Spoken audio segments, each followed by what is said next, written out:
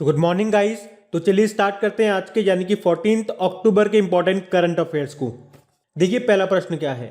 अभी हाल ही में इफ्को के अध्यक्ष का निधन हो गया। क्या नाम था इनका? सरदार बलविंदर नकई। तो इफ्को के अध्यक्ष चेयरमैन थे ये बलविंदर सिंह नकई, जिनका अभी निधन हो गया है। ये एक प्रख्यात किसान थे और पिछले 3 दशकों से भारतीय सहकारिता आंदोलन को मजबूती प्रदान करने में शामिल थे। इफ्को की फुल फॉर्म क्या होती है? इंडियन फार्मर्स फर्टिलाइजर्स कोऑपरेटिव, और इसके चेयरमैन थे सरदार बलविंदर सिंह नकई, जिनका भी निधन हो गया। ये इफ्को एक बहुराज्य सहकारी समिति है। बाकी देखो याद होगा ब्रजेश मिश्रा के बारे में, पहले राष्ट्रीय सुरक्षा सलाहकार थे, इनका भी निधन हो गया। अरविंद त्रिवेदी, रामानंद सागर की जो रामायण आती थी उसमें रावण बने थे, ये इनका भी निधन हो गया। रजनी कौल बीसीसी पर हिंदी में समाचार बुलेटिन पढ़ने वाली पहली महिला थी, इनका निधन हो गया। कुछ और नाम मैं आपको बताता हूँ निधन से, जैसे पद्मा सचदेव का नाम याद रखना, डोगरी भाषा की पहली आधुनिक कवयित्री थी, निधन हो गया। निर्मल कौर का नाम याद रखना, भारत की महिला वॉलीबॉल टीम की कैप्टन रह चुकी हैं ये। मिल्खा सिंह की वाइफ थी, इनका निधन हो गया। मिल्खा सिंह का भी निधन हो गया। इनकी ऑटोबायोग्राफी का नाम याद रख लो, the race of my life. अब निर्मल कौर से याद आएगा आपको मान कौर का नाम, सबसे उम्रदराज महिला एथलीट थी, 105 साल की उम्र में निधन हो गया। अब 105 साल से याद आएगा कि 105 साल की उम्र में साक्षरता परीक्षा पास करने वाली सबसे उम्रदराज छात्रा का निधन हो गया। उनका नाम था भागीरथी अम्मा, केरल से थी ये। अब अम्मा से याद आएगा गौरी अम्मा का नाम, केरल की पहली महिला राजस्व मंत्री थी, निधन हो गया। और इसी तरह से भारत की पहली महिला कमेंट्रेटर कौन थी? चंद्रा नायडू, इनका निधन हो गया। भारत की पहली महिला कार्डियोलॉजिस्ट कौन थी? एस पद्मावती, उनका भी निधन हो गया। तो ये नाम भी ध्यान रखना, बढ़ते आगे। अच्छा बताइए, अभी हाल ही में किस राज्य के करुप्पुर कलमकारी पेंटिंग और कल्लाकुरिची वुड नक्काशी को जीआई टैग मिला है? तो आंसर होगा तमिलनाडु। तो अभी तमिलनाडु में करुप्पुर कलमकारी पेंटिंग और कल्लाकुरिची वुड नक्काशी को जीआई टैग प्राप्त हुआ है। आपको बता दूं ये जो पेंटिंग है एक सूती कपड़े पर बांस के पेड़ और नारियल के पेड़ के तनों से बने पेन या ब्रश का उपयोग करके बनाई जाती है। और ये जो लकड़ी की नक्काशी है ये पारंपरिक डिजाइनों का उपयोग करके मंदिर से संबंधित वस्तुओं को तराशने में माहिर कारीगरों के द्वारा बनाई जाती है। और अभी इन दोनों को जीआई टैग मिला है। कहाँ की है? तमिलनाडु की। अब देखो अगर जीआई टैग की बात करते हैं तो जीआई मतलब होता है ज्योग्राफिकल इंडिकेशन। इसका अधिनियम आया था 1999 में, ये लागू हुआ था 2003 में। पहला जीआई टैग मिला था सन 2004 में पश्चिम बंगाल की दार्जिलिंग टी को। और अभी आपको याद होगा तमिलनाडु के कन्याकुमारी की लौंग को भी जीआई टैग मिला था। और इसी तरह से केरल के एडियूर मिर्च और कुट्टियट्टूर आम को जीआई टैग मिला था।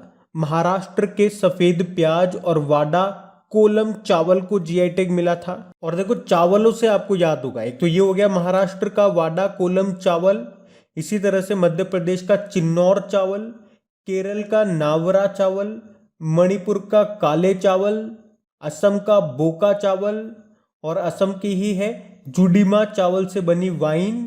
तो इन सब चावलों को अभी जीआई टैग मिला था। पश्चिम बंगाल की सरभजा और सरपुरिया मिठाई को जीआई टैग मिला था। नागालैंड की मीठी ककड़ी को जीआई टैग मिला था। राजस्थान की सोजत मेहंदी को जीआई टैग मिला था। अभी जम्मू कश्मीर की गुच्छी मशरूम और कश्मीरी केसर को जीआई टैग मिला था। देखो यहाँ तो बात हो रही है तमिलनाडु की, तो तमिलनाडु के और किन किन प्रोडक्ट को जीआई टैग मिल चुका है? डिंडीगुल के ताले हो गए, कंडांगी साड़ियाँ हो गई, पलानी पंचमेड़थम प्रसाद हो गया, तंजावुर नेति वर्क्स हो गया, और अरम्बवुर वुड नक्काशी को भी जीआई टैग मिल चुका है। तो ये ध्यान रखना, आप पढ़ते आगे। फिर बताइए, अभी हाल ही में प्रधानमंत्री नरेंद्र मोदी के सलाहकार के रूप में किसे नियुक्त किया गया है? तो आंसर होगा अमित खरे को। तो पूर्व अधिकारी अमित खरे जो पिछले महीने अभी उच्च शिक्षा सचिव के रूप में रिटायर्ड हुए थे, और अभी इनको 2 साल के लिए प्रधानमंत्री नरेंद्र मोदी के सलाहकार एडवाइजर के रूप में नियुक्त कर दिया गया। देखो आपको याद होगा अमरजीत सिन्हा के बारे में, कुछ दिन पहले हमने पढ़ा था इनके बारे में। प्रधानमंत्री नरेंद्र मोदी के सलाहकार हुआ करते थे ये, लेकिन इन्होंने इस्तीफा दे दिया। और इसी तरह से इस साल मार्च में हम लोगों ने पढ़ा था प्रधानमंत्री नरेंद्र मोदी के मुख्य सलाहकार हुआ करते थे पीके सिन्हा, उन्होंने भी इस्तीफा दे दिया था। बाकी पी के मिश्रा का नाम भी याद रखो, प्रधानमंत्री नरेंद्र मोदी के प्रिंसिपल सेक्रेटरी मुख्य सचिव हैं ये। और भास्कर खुलबे, एक्चुअल में हुआ क्या था पिछले साल, एक तो भास्कर खुलबे और अमरजीत सिन्हा, इन दोनों को प्रधानमंत्री नरेंद्र मोदी का सलाहकार बनाया गया था, जिसमें से अभी मैंने आपको बताया ऊपर अमरजीत सिन्हा ने तो इस्तीफा दे दिया, लेकिन भास्कर खुलबे ये अभी भी प्रधानमंत्री जी के एडवाइजर हैं। और अब एक और एडवाइजर बन गए अमित खरे। बढ़ते आगे। फिर बताइए अभी हाल ही में किसे CKP award for global business sustainability leadership से सम्मानित किया गया? तो आंसर होगा सत्या नडेला को। कौन है ये माइक्रोसॉफ्ट के CEO हैं सत्या नडेला, और इन्हीं को प्रतिष्ठित सम्मान CK Prahlad award for global business sustainability leadership से सम्मानित किया गया है। ये जो अवार्ड है, ये जो पुरस्कार है, ये विश्व स्तर पर उन निजी क्षेत्रों, उन प्राइवेट सेक्टर्स के कार्यों को मान्यता देता है जो स्थिरता, नवाचार और दीर्घकालिक व्यावसायिक सफलता के बीच संबंध का उदाहरण पेश करते हैं। बाकी VS नटराजन वयोश्रेष्ठ सम्मान से सम्मानित किया था। सुंदर पिचई गूगल के CEO हैं। अरविंद कृष्णा IBM के CEO हैं। और एडोब के CEO कौन है? शांतनु नारायण है। मास्टर कार्ड के एग्जीक्यूटिव चेयरमैन कौन है? अजय बंगा हैं। तो ये नाम भी ध्यान रखना। बढ़ते आगे। चलिए बताइए अभी हाल ही में किस राज्य के मुख्यमंत्री ने ऑक्सीजन पार्क का उद्घाटन किया? तो आंसर होगा त्रिपुरा।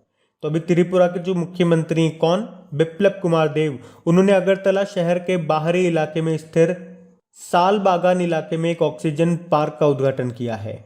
यह अगरतला का पहला ऑक्सीजन पार्क है और इसमें वन विभाग के उन सभी कर्मचारियों की याद में एक वन स्मारक बनाया गया है जिन्होंने जंगल की रक्षा के लिए कर्तव्य निभाते हुए अपने प्राणों की आहुति दे दी थी। देखो, पार्कों से कुछ प्रश्न मैं आपको बताता हूँ। अगर आपसे पूछा जाए भारत का पहला स्की पार्क कहाँ पे बना? हिमाचल प्रदेश में। भारत का पहला फायर पार्क उड़ीसा में।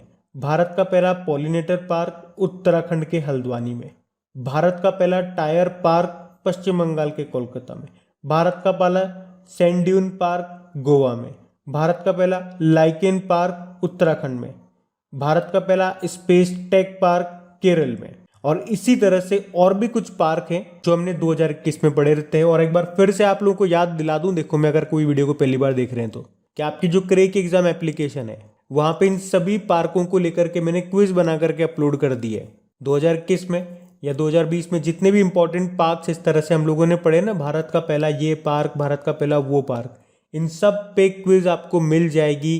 क्रेक एग्जाम एप्लीकेशन इंस्टॉल कर लेना, वहीं पे आपको डेली करंट अफेयर्स देख रहे हो तो उसकी क्विज और PDF भी मिल जाएगी। और वहीं पे इन सब टॉपिक वाइज करंट अफेयर्स की क्विज अपलोड हो रही है, वो मिल जाएगी। कौन कौन से टॉपिक्स पे अपलोड हो चुकी है मैंने आपको बताया। एक तो ये पार्क हो गए, इस तरह से भारत में कुछ चीज़ पहली बार हुई है तो उस पर क्विज बन गई है। रैंकिंग एंड इंडेक्सेस पे बन गई है। डिफेंस एक्सरसाइजेस पे बन गई है। GI टैक्स पे बन गई है। और आज आपको एक नए टॉपिक पे फिर से क्विज मिल जाएगी। कौन सा टॉपिक लेंगे? स्कीम्स। भारत के सभी जो राज्य हैं उन्होंने 2021 में जो भी स्कीम्स चलाई है उन पे क्विज अपलोड होने वाली है आज। तो इसीलिए मैं आपको बोल रहा हूँ कि अभी तक क्विज सॉल्व नहीं कर रहे हो तो करने लग जाओ। बाद में जब करना स्टार्ट करोगे आपको समझ में आएगी चीज़ें, जब तक फिर बहुत सारा बर्डन चढ़ जाएगा कि इतनी सारी हो गई इकट्ठी कैसे क्या करें। अभी साथ साथ एक एक दो अपलोड हो रही है, साथ साथ करते जाओ, पुरानी का भी रिवीजन करते जाओ। एक क्विज को लगाने में कितना समय लगता है? मुश्किल से 1 या 2 मिनट। तो आराम से आप क्विज भी लगा लोगे और पुरानी वाली को रिवाइज भी कर लोगे। रिवीजन इसलिए ताकि चीज़ें आपको लॉन्ग समय के लिए याद रहे। और हाँ गाइज, अगर सेशन अच्छा लग रहा है तो उसे लाइक करके शेयर ज़रूर कर देना। चलिए फिर बताइए अभी हाल ही में इंटरनेशनल एनर्जी एजेंसी ने किस देश को पूर्णकालिक सदस्य बनने के लिए आमंत्रित किया? तो आंसर होगा भारत। तो अब इंटरनेशनल एनर्जी एजेंसी ने भारत को अपना पूर्णकालिक सदस्य बनाने के लिए आमंत्रित किया है। क्यों किया? क्योंकि भारत विश्व का तीसरा सबसे बड़ा ऊर्जा उपभोक्ता है। और अगर भारत ने ये प्रस्ताव को स्वीकार कर लिया तो भारत को अपने आरक्षित तेल को 90 दिनों तक बढ़ाने की आवश्यकता होगी। अच्छा, हमारे पेट्रोलियम मंत्री कौन है? हरदीप सिंह पुरी हैं। अच्छा, इंटरनेशनल एनर्जी एजेंसी का हेडक्वार्टर याद रखो, पेरिस फ्रांस में है। और इसके पूर्ण सदस्य कौन कौन है? कोलंबिया है, चिली है, इजराइल है और लिथुआनिया है। बढ़ते हैं आगे। फिर बताइए अभी हाल ही में RBI ने किस स्मॉल फाइनेंस बैंक को बैंकिंग लाइसेंस दे दिया? तो आंसर होगा यूनिटी स्मॉल फाइनेंस बैंक। तो अभी RBI ने unity small finance bank limited को बैंकिंग लाइसेंस प्रदान किया है, जिसे सेंट्रम फाइनेंशियल सर्विसेज लिमिटेड और भारत पे के द्वारा संयुक्त रूप से भारत में स्मॉल फाइनेंस बैंक व्यवसाय करने के लिए स्थापित किया गया था।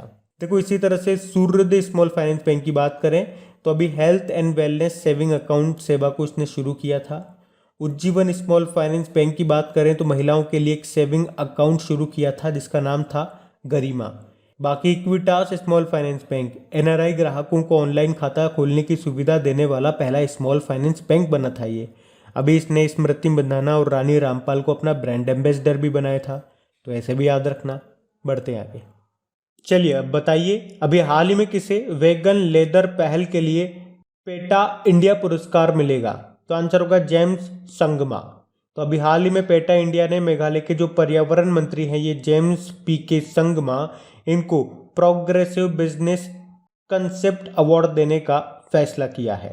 तो उन्हें पूर्वोत्तर राज्य में शाकाहारी चमड़े का उत्पादन करने की उनकी योजना के लिए सम्मानित किया जाएगा। पेटा की फुल फॉर्म क्या होती है? People for the ethical treatment of animals. ये एक अमेरिकी पशु अधिकार संगठन है और इसके अंतर्राष्ट्रीय अध्यक्ष कौन है? इंग्रिड न्यूकिर्क। अच्छा, आपको याद होगा पिछले साल उड़ीसा के जो मुख्यमंत्री नवीन पटनायक, उनको पेटा ने हीरो टू एनिमल अवार्ड से सम्मानित किया था।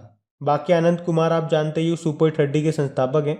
अभी साराभाई अध्यापक वैज्ञानिक राष्ट्रीय मानद पुरस्कार 2021 जीता था।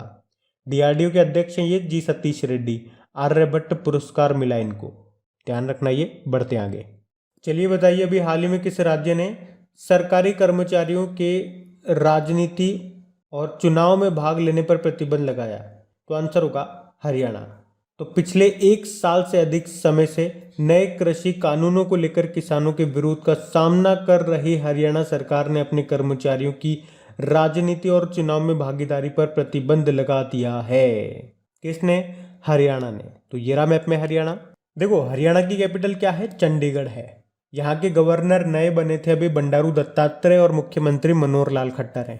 अभी आपको याद होगा हरियाणा सरकार ने समर्पण पोर्टल शुरू किया था, मेरा पानी मेरी विरासत योजना शुरू की थी। यहाँ का जो हिसार इंटरनेशनल एयरपोर्ट है उसका नाम महाराजा अग्रसेन के नाम पे रखा गया है।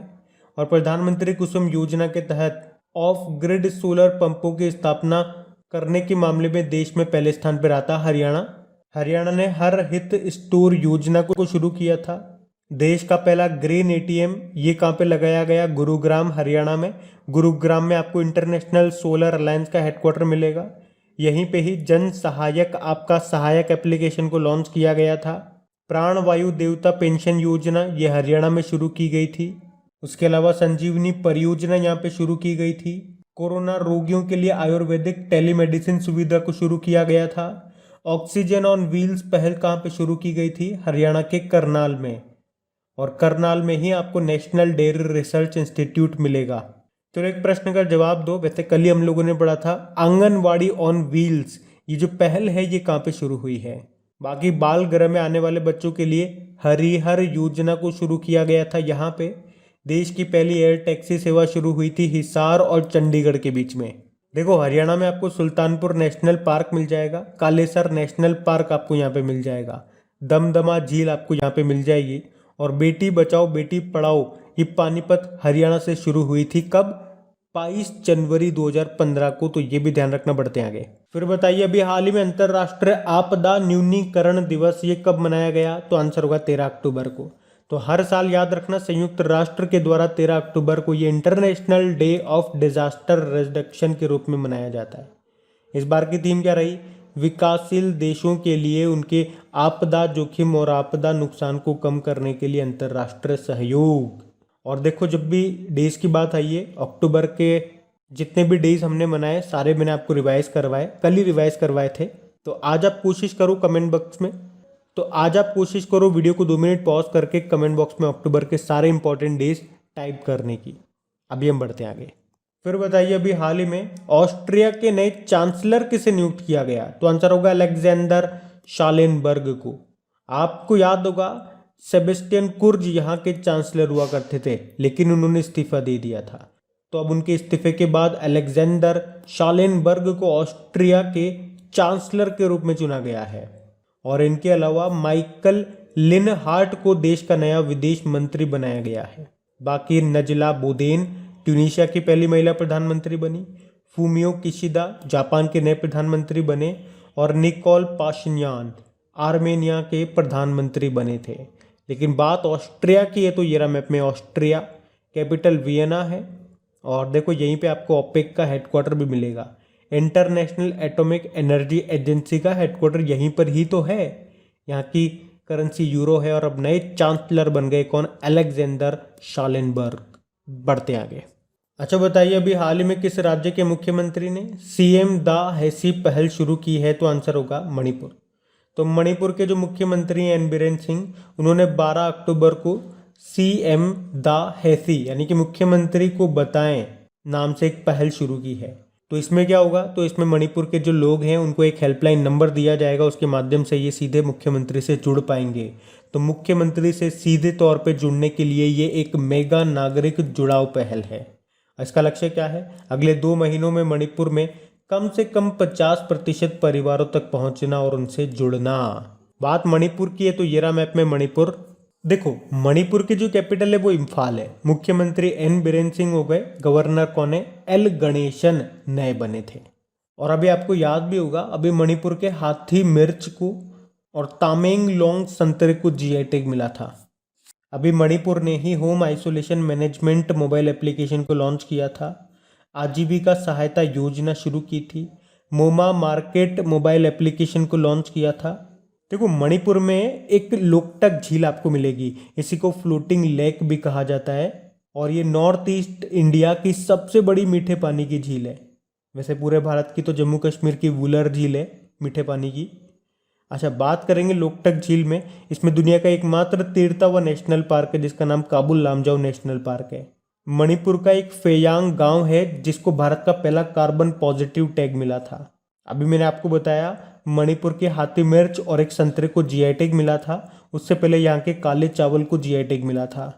और हॉकी इंडिया के जो प्रेसिडेंट है ना, क्या नाम है, ज्ञानेंद्रो निगोंगबाम, वो मणिपुर से ही हैं। और यहाँ पे एक और व्यक्ति हैं डॉक्टर थंगजाम थबाली सिंह, जापान का सर्वोच्च नागरिक सम्मान ऑर्डर ऑफ राइजिंग सन मिला था उनको। और मणिपुर की ही है मीराबाई चानू, अभी टोक्यो ओलंपिक 2020 में वेटलिफ्टर हैं ये, 49 किलोग्राम कैटेगरी में सिल्वर जीता था इन्होंने। एमसी मैरी कॉम भी यहीं से हैं और मेडल तो नहीं लाई थी ये इस बार टोक्यो ओलंपिक में, लेकिन टोक्यो ओलंपिक 2020 के उद्घाटन समारोह में ध्वजवाहक रही थी ये मनप्रीत सिंह के साथ, बॉक्सर हैं ये। यहाँ का राजकीय पशु क्या है? संगाई उत्सव सुना होगा, वो यहीं पे मनाया जाता है। और मणिपुर का मार्शल आर्ट क्या है? थांगटा। केरल का क्या है? कलारीपयट्टू। मध्य प्रदेश का है मल्लखंब, पंजाब का है गतका। तो अब बात करेंगे कल के वीडियो में पूछे गए प्रश्न के उत्तर की। तो कल के वीडियो में आपसे क्या पूछा था? अभी हाल ही में किसने लाल बहादुर शास्त्री राष्ट्रीय पुरस्कार जीता है? तो आंसर होगा डॉक्टर रणदीप गुलेरिया ने। आप सभी ने प्रश्न का बिल्कुल सही उत्तर दिया है। और गाइस फिर से याद दिला दूं, एक तो क्रिक एग्जाम एप्लीकेशन में क्विज वगैरह को लगाते रहना और इन वीडियोस के अलावा डेली करंट अफेयर्स के रिवीजन के लिए मैं ऑडियो भी तैयार कर रहा हूँ, तो वो ऑडियो आप जरूर सुना करें। उसका लिंक आपको नीचे डिस्क्रिप्शन में ही मिल जाएगा ऑडियो रिवीजन करके। जैसे उस लिंक पे आप क्लिक करेंगे मेरी ऑडियो प्रोफाइल खुल जाएगी, वहाँ पे फॉलो का बटन आएगा, उस पर क्लिक करके पास में बेल आइकन को प्रेस कर लीजिएगा ताकि जब भी ऑडियोज अपलोड हो उनका नोटिफिकेशन आपको मिल सके। Thank you.